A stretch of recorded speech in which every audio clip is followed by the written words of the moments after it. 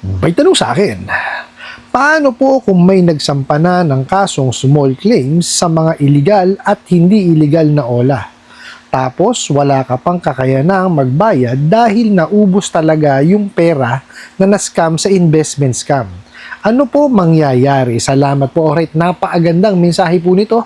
Pero bago ho natin sasagutin, imbitahan ko muna sana kayo na pakisuportahan po sana aking mga social media accounts sa YouTube, Facebook, and TikTok. Dito po sa video natin, alamin po natin kung ano po ba mangyayari. No? Kuwari, nagsampa po ng kaso, no, ng small claims. Yung illegal or legal na OLA. Pero wala tayong kakayanan magbayad. Ano po ba mangyayari? Pero bago yan, disclaimer po muna. Hindi po ako abogado. Ako po'y maniningil.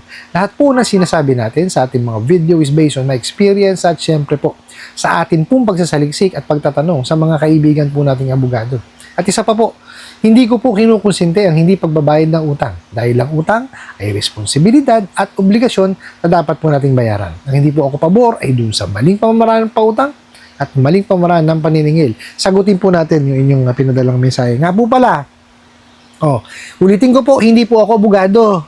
Yung sasagot ko po sa inyo is base po sa aking experience. Baka meron na naman po kasing mag-comment dyan na feeling akong abogado. Hindi po ako abogado.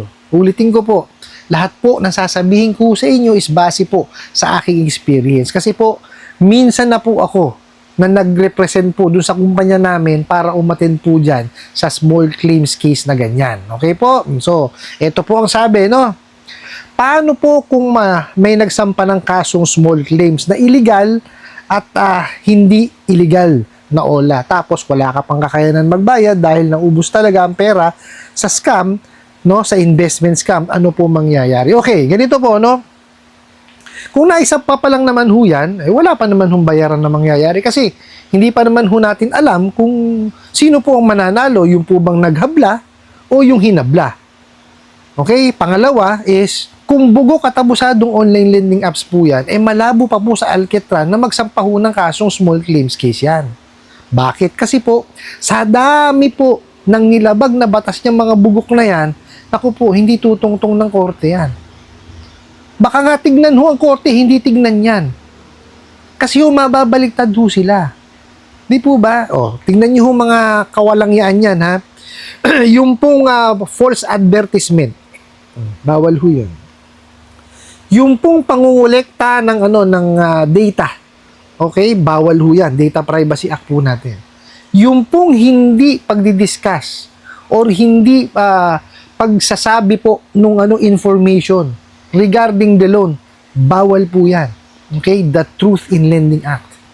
Yung sobrang taas po na interest, meron tayong ceiling on interest rate pagka po 10,000 pababa. Okay? Nga po pala, naglabas na po ng bagong memorandum po ang SEC. Ang effectivity po niyan is April 1. Kung dati po is 15% per month ang total, ibinaba po hanggang 12% na lamang po. Pero ito po sa 10,000 pababa pa lang po ulit, ha. Tapos ang termino po hindi lalagpas sa 4 na buwan. Doon po sa mahigit 10,000, wala pa po na inilalabas na ceiling on interest rate doon. Okay? So nilinaw lang po natin yan. Ngayon, yun nga po, sobrang taas ng interest. Okay? At yung pang-5, nang-aabuso po yung mga yan. No? Nanghaharas yung mga yan. Meron pong inilabas ang SEC, no, na prohibition on unfair debt collection practices. Inilista po lahat ng bawal.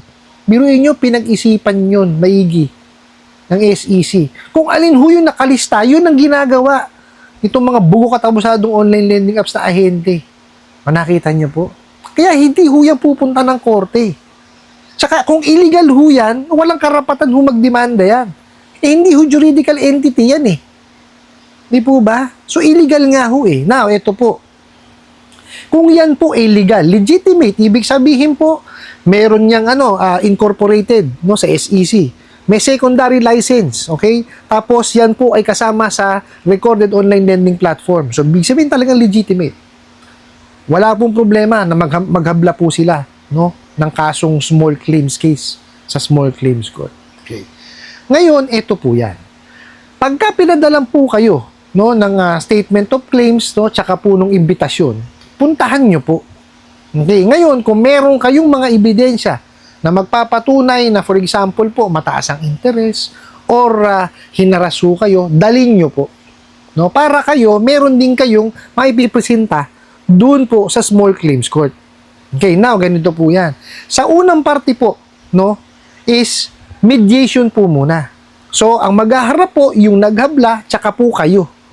Okay, mag-uusap kayong dalawa, no? Bibigyan kayo ni judge na kayo mag-usap muna para magkaroon kayo ng kaunang-unawaan kung ano ba yung gagawin niyo doon sa utang. Okay. Now, kung magkakaroon kayo ng katatapusan or ibig sabihin meron kayo naging resolusyon, didesisyonan po ni judge yan, tapos po 'yun. Okay? Now, let's say wala pong napag-usapan. Talagang nagmatigasan yung dalawa. Okay. Si judge po, babasahin lahat ng ebidensya nung naghabla, pati po yung ebidensya na ipipresenta nung hinahabla. Okay. Kung mapapatunayan po ni judge na hinaharas, mataas po ang interest rate, mababaliktad po yun. Panalo pa po yung hinahabla. Okay. So, ibig sabihin po, baka may bayaran pa or ma-dismiss po yung kaso, depende po sa desisyon ni judge yan. Now, let's say nanalo po yung naghabla. Okay. Kung wala ho kayong kakayanan magbayad at may ipipresenta kayong papatunay, no, na kayo po ay na-scam at talaga wala kayong ibabayad na pera, po pwede hong desisyon ng judge yan na yung property po o gamit ang po pwede nyong ibayad. Okay? Ang tawag po doon is garnishment po. So, gagawin po dapat yan ng writ of execution. Ang mag-execute po noon is sheriff. Hindi po yung OLA ha. Ang magpapatupad po ng writ of execution ay sheriff po. Okay? Kasi ganito po, pagka po nagdesisyon kasi si judge, no, wini-weigh po kasi talaga niya kung ano po ba yung kakayanan ng hiram. Okay? Talagang bubusisiin po ni judge yan eh. Okay? So, kung ano man po ang maging desisyon ni judge, final po yun at po pwedeng i-execute. Okay? Kung sabihin po ni judge na, sige, kuhanan ka may motor ka ba? Kunin natin yung motor mo. Okay? O meron ka bang dyan? May laptop ka ba? Na ganito ang halag? Pwede natin kunin. Depende ho. Okay? Depende sa magiging desisyon ni judge yan. Ngayon, bago ho iyon kunin, dapat yun merit of execution na ipapatupad po ng sheriff. Okay? Ngayon po, pag pinatupad ni sheriff yan, yung pong makukuha na gamit po sa inyo, is dadalin po yan sa korte. Okay? At may bidding po yun, hindi po yun yung ibibigay dun sa sa OLA, o dun sa nautangan, o dun sa nanalo. Okay? Hindi ho ganun yun. May bidding po yun. Kung ano po yung magiging proceeds nun, yun po yung ibibigay o ibabayad doon sa nanalo. Okay po? Kasi may mga mali pong nagsasabi na kung ano yung makuha na gamit, yun po yung ibibigay doon sa hindi po. Proceeds po sa pinagbentahan nung kagamitan, kung meron man po. Okay? Doon po sa nagpadala ng mensahe, make it a point po, no, kung kayo po ay a-attend, no? At dapat pong siputin nyo kasi para po maipagtanggol nyo yung sarili ninyo. Kumbaga, hindi lang mananalo yung naghabla by default. Kasi mahirap pag di nyo inatinan eh. Mananalo ho sila by default eh. So, hindi nyo ho may pagtatanggol ang inyong sarili. Kasi po, sa small claims court po, hindi ho kailangan ng abogado. Okay, kayong dalawa lamang po nung habla, tsaka kayo, tsaka po si judge, tsaka po yung stenographer ang nandoon. Okay, so yun lamang po ang mangyayari doon. Kaya importante, atinan nyo po. Okay, tapos kung talagang wala kayong kakayanan magbayad ng pera, kung may gamit, pwede naman ho yun. No? It's just, just make it a point na naintindihan po or kumbaga sasabihin nyo kay judge na na-scam ako, ganito. Kung baka kapag-presenta kayo ng ebidensya, wala naman din problema, mas maganda nga yun eh. Di po ba? Hindi naman ho kadidesisyonan ni judge yan ng kumbaga ng argabyado kayo eh. Di po ba? Biruin nyo, na-scam na kayo, tas argabyado pa yung magiging desisyon sa inyo. Di sobra-sobra naman po.